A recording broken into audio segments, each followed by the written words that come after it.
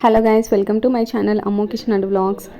పూరి అంటే అందరికీ ఇష్టం కదా. వీక్లో 1 డే అయినా సరే పూరి చేసుకోవాల్సిందే ఇంట్లో. పూరికి మంచి కాంబినేషన్ ఆలూ కుర్మా అండి. ఆలూ కుర్మా చాలా బాగుంటుంది పూరీలోకి. అలాగే పూరీలోకి మనం డిఫరెంట్ మోడల్స్లో చేస్తూ ఉంటాము. ఆలూ లేకుండా నేను ఇలా ఆనియన్ గ్రేవీ కర్రీ చేశాను. ఇది పూరీలోకి చాలా బాగుంటుంది. ఈ ఆనియన్ గ్రేవీ కర్రీ చేయడానికి మెయిన్ ఇంగ్రీడియంట్స్ వచ్చేసి ఒక టమోటా, క్యారెట్, పచ్చిమిర్చి, సన్నగా పొడవుగా కట్ చేసుకున్న ఆనియన్స్.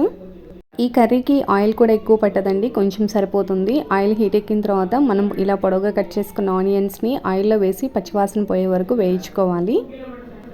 ఆనియన్స్ వేగేటప్పుడే ముందుగా కట్ చేసి పెట్టుకున్న పచ్చిమిర్చి, క్యారెట్, టమోటాను కూడా యాడ్ చేసుకోవాలి.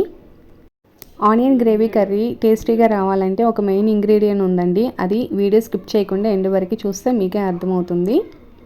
క్యారెట్, టమోటా వేసిన తర్వాత కొంచెం పసుపు అలాగే రాక్ సాల్ట్ వేసుకొని మొత్తం ఒకసారి కలుపుకోవాలి. వాటర్ యాడ్ చేయకుండా మూత పెట్టి సిమ్లో పెట్టి మగ్గించుకోవాలి. అప్పుడే ఆనియన్, క్యారెట్, టమోటా బాగా మగ్గిపోతుంది. గ్రేవీ కర్రీలు చేసేటప్పుడు ఎప్పుడైనా సరే ఆనియన్ని డీప్ ఫ్రై లాగా చేయకూడదండి. అది మూత పెట్టి మగ్గించుకుంటేనే మనకి ఆనియన్ టేస్ట్ బాగుంటుంది. ఆనియన్ ఫ్లేవర్ కూడా కర్రీలో తెలుస్తుంది. పసుపు, సాల్ట్ వేసిన తర్వాత మొత్తం ఒకసారి ఇలా కలుపుకొని సిమ్లో పెట్టి మగ్గించుకోవాలి. హై ఫ్లేమ్లో మాత్రం అస్సలు పెట్టద్దండి. మగ్గేలోపు దీనికి కావాల్సిన మసాలాని ప్రిపేర్ చేసుకుందాము. మిక్సీ జార్ తీసుకొని దీంట్లో కొంచెం ధనియాలు, జీలకర్ర అలాగే పచ్చి కొబ్బరి అండి, చాలా లేతగా ఉన్న పచ్చి కొబ్బరి తీసుకోవాలి. దీంట్లోనే ఒక 10 నుండి 12 వెల్లుల్లి రెబ్బలు వేసుకోవాలి.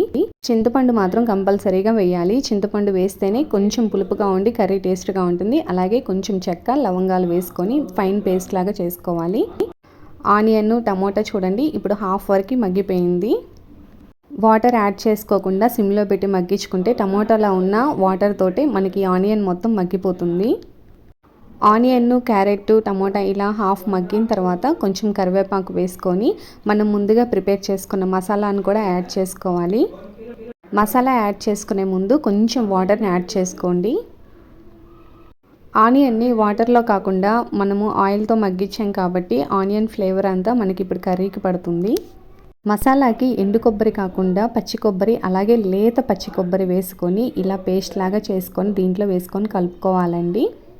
కొంతమంది శనగపిండి తింటే గ్యాస్ ప్రాబ్లం వస్తుందని చెప్పేసి శనగపిండి తిన్నారు కదా, వాళ్ళకి ఇలా పచ్చి కొబ్బరి వేసి చేసుకుంటే కర్రీ టేస్టీ బాగుంటుంది. అలాగే మనకి గ్రేవీగా కూడా వస్తుంది పచ్చి కొబ్బరి వల్ల. ఇలా వాటర్ వేసి మొత్తం ఒకసారి కలుపుకోవాలి. కారం కూడా యాడ్ చేసుకొని ఒక 5 మినిట్స్ మీడియం ఫ్లేమ్లో పెట్టి మగ్గించుకుంటే మనకి కర్రీ రెడీ అయిపోతుంది. పూరీలో ఆలూ కుర్మా తప్ప ఏది తినని వాళ్ళు కూడా ఈ కర్రీ ఒక్కసారి టేస్ట్ చూసారంటే ఇంకెప్పుడైనా సరే ఈ కర్రీయే కావాలి అంటారు. అంత టేస్టీగా ఉంటుంది ఆనియన్ గ్రేవీ కర్రీ.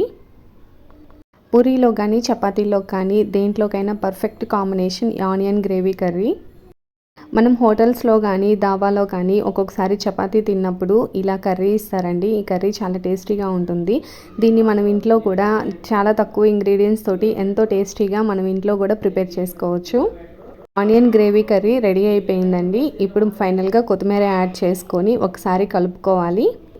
పూరీ చపాతీలోకి ఎంతో టేస్టీగా ఉండే ఈ ఆనియన్ గ్రేవీ కర్రీ మీకు నచ్చింది కదా. నచ్చితే అమ్ము కిచెన్ అండ్ వ్లాగ్స్ని లైక్ చేయండి, షేర్ చేయండి, సబ్స్క్రైబ్ చేసుకోండి. Thank you for watching.